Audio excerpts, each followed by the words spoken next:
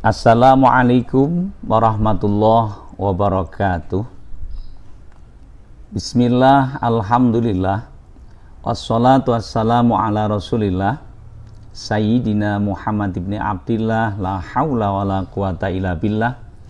Rabbis rahli sadri wa yassirli amri wahlul uqdatam min lisani yafqahu qawli, amin ya rabbal alamin.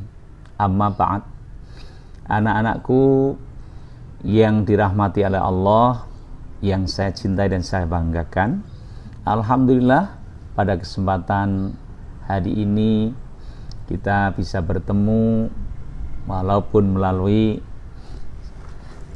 siaran atau virtual ini. Mudah-mudahan menjadikan tambahan bekal pengetahuan tentang keagamaan di bulan suci Ramadan yang wajib kita laksanakan dengan satu perintah Allah, menjalankan puasa 1 bulan penuh lamanya. Mudah-mudahan anak-anak di rumah beserta keluarga bisa menjalankan ibadah puasa dengan khusyuk, dengan semangat dan ikhlas. Insya Allah, Allah SWT yang akan memberikan pahala.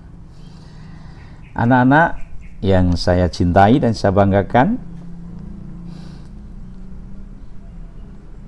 ada satu ayat dalam firman Allah surah Az-Zukhruf ayat 32 yang bunyinya, silakan dibuka mushafnya ya, ikut membaca.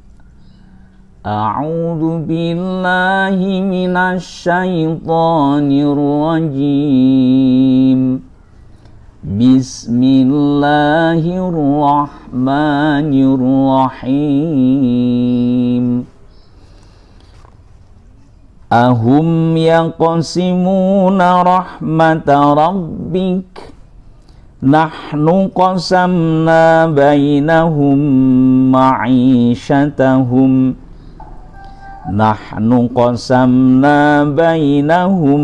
ma'isyatahum fil hayatid dunya.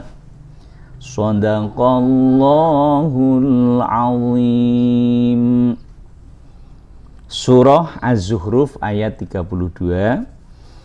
Ayat tersebut kalau diterjemahkan bebas, kurang lebih wallahu alam bimuradih, apakah mereka yang membagi-bagi rahmat Tuhanmu, kamilah yang menentukan penghidupan mereka dalam kehidupan dunia.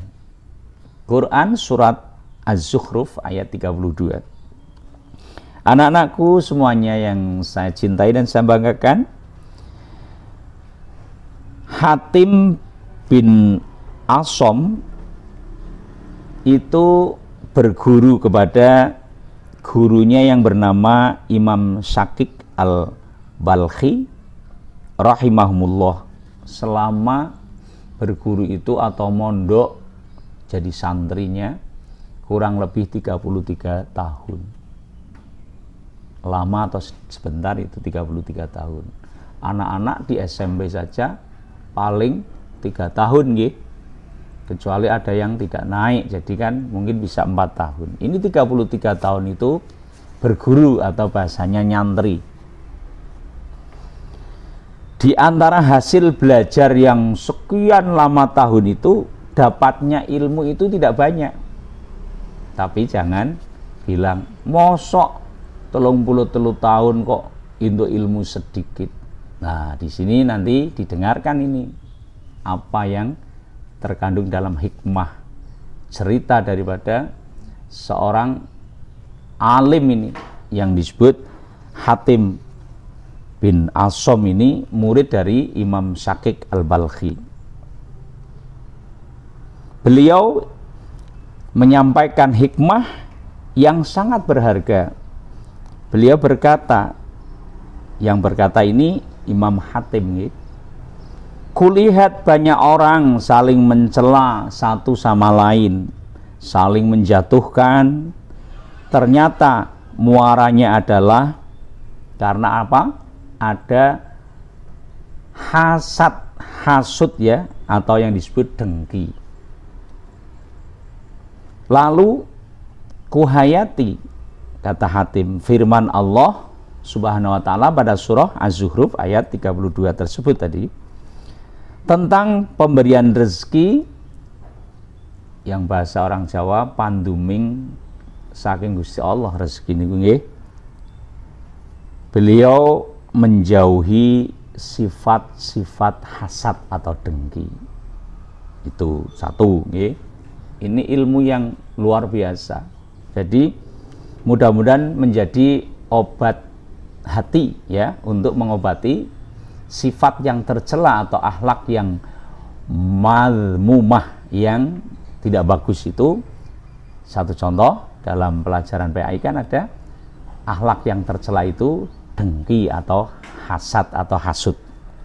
Anak-anakku yang saya cintai dan saya banggakan, dari sinilah kejelian dari seorang Hatim ya, itu bisa mengusir atau meninggalkan, bahkan menjauhi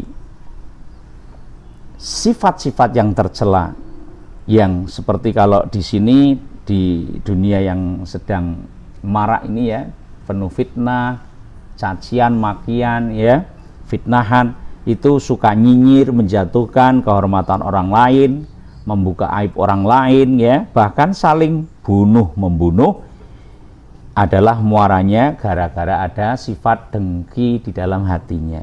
Nah ini, kalau iri bagaimana? Iri itu juga aslinya sifat tercela pula. Namun ini pengecualian. Kalau iri tapi didasari dengan sportivitas, itu akan menghasilkan buah karya, yaitu suatu prestasi. Satu contoh, dalam satu kelas temannya ada yang rankingnya itu bagus, satu ambil ranking 1 ya misalnya. Lah kalian itu iri, bagaimana supaya bisa ranking 1? Ternyata merubah pola belajarnya, tidak musiman.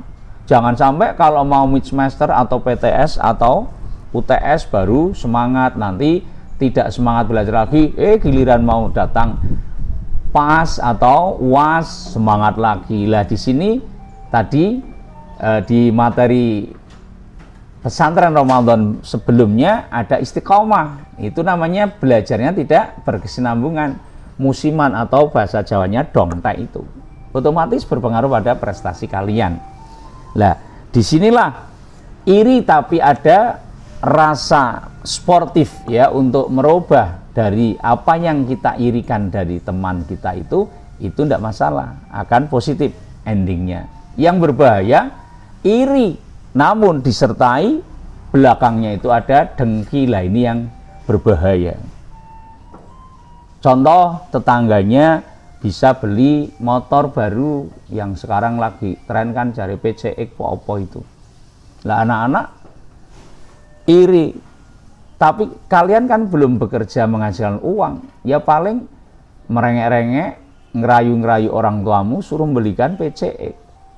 Giliran orang tuanya belum punya uang, malah ngambek, malah jengkel. Bahkan kalau di sekolahan mengolok-olok temannya yang dibelikan PCX baru itu, dan seterusnya dan seterusnya. Anak-anakku yang dirahmati oleh Allah, kembali ke masalah hikmah yang berharga dari seorang alim yang disebut Hatim Al-Asham ini, memberikan satu statement dari jelinya itu, bahwa sifat tercela itu hindari, yang nanti muaranya karena ada dengki bisa terjadilah pembunuhan yang pernah dilakukan oleh Qabil, membunuh Habil, padahal itu kakak beradik. Karena apa? Ada rasa cemburu ataupun dengki tadi. Karena di dalam kedengkian itu pasti yang ngompori itu, yang memprovokasi adalah setan, laknatullah. Anak-anakku yang dirahmati Allah, maka Nabi Muhammad SAW mengingatkan kepada umatnya akan datang suatu ketika bahayanya dari dengki yang bisa mengkikis habis kebaikan kita. Dalam hadisnya berbunyi, ayyukum Wal hasad fa innal hasada yakulul hasanati kama takulun naru al hatab al hadits au kama qol rawahu Abu Dawud. Yang artinya kalau diartikan terjemah bebas, jauhilah olehmu semua kedengkian, karena dengki itu bisa membakar kebaikan sebagaimana api yang melalap kayu bakar. Hadis riwayat Abu Dawud. Dari pemaparan tersebut bisa kita ambil satu kesimpulan atau beberapa kesimpulan. Yang pertama, sebelum hangus semua kebaikan kita yang pernah kita tabung dalam amalan-amalan kebaikan itu, jangan teruskan kedengkian kita. Jadi mulai hari ini itu ke sana mulai stop, jangan melakukan sifat yang tercela yang disebut dengki. Kalau kemarin belum, setelah mendengarkan materi kali ini, makanya ini menjadi ukuran keimanan kita. Yang kedua, jika problemnya hanya benci, niscaya bukti kebenaran bisa menyembuhkan. Sadar, oh ternyata saya itu salah ya, saya kok benci dengan teman kita sendiri. Yang terakhir, jika saudara kita atau tetangga kita mendapat kenikmatan dari Allah, kita hendaknya apa?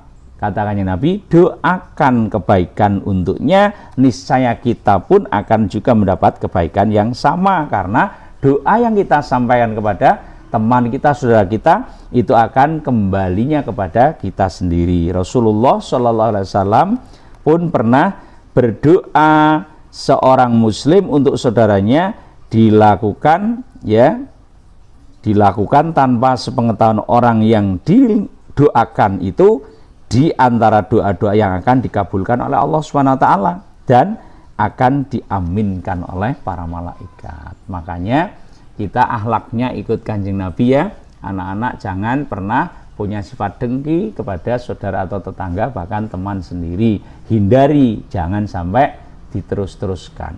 Itulah pesan-pesan di bulan suci Ramadan ini. Mudah-mudahan ada manfaatnya, kurang lebihnya mohon maaf. Akhiran ihdinas siratal mustaqim. Assalamualaikum warahmatullahi wabarakatuh.